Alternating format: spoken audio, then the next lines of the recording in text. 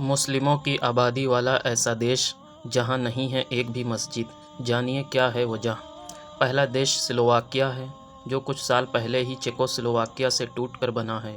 इस देश में लगभग 5,000 मुस्लिम रहते हैं, जो इस देश की कुल आबादी का 0.1% हैं। पूरी दुनिया में ईसाई और मुस्लिम दो ऐसे धार्मिक समुदाय हैं जो लगभग हर देश में मिल जाते हैं। जाहिर सी बात है, जहाँ यह समुदाय रहेंगे वहाँ इनकी इबादत की भी जगह होगी।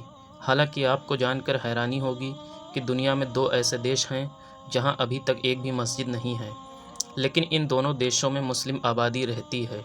यही वजह है कि कई बार मुस्लिम समुदाय इन देशों में हंगामा कर यह मांग उठा चुके हैं कि उनकी नमाज के लिए इन देशों में मस्जिद बनाई जाए, लेकिन आज तक इन दोनों देशों की सरकारों ने इसकी अनुमति नहीं दी है।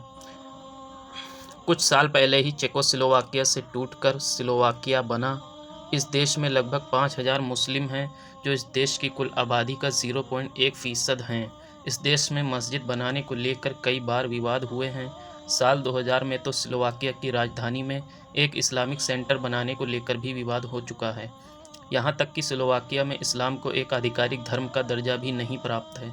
30 नवंबर 2016 को स्लोवाकिया ने एक कानून पास किया था, जिसके बाद उसने इस्लाम को अपने देश में आधिकारिक धर्म का दर्जा देने से रोक दिया। दूसरा देश एस्टोनिया है, जहां एक भी मस्जिद नहीं है। इस देश में मुस्लिम आबादी बेहद कम है। साल 2011 की जनगणना के अनुसार वहां तब 1508 मुस्लिम रहते थे, यानी वहां की आबादी का केवल 0.14% हिस्सा।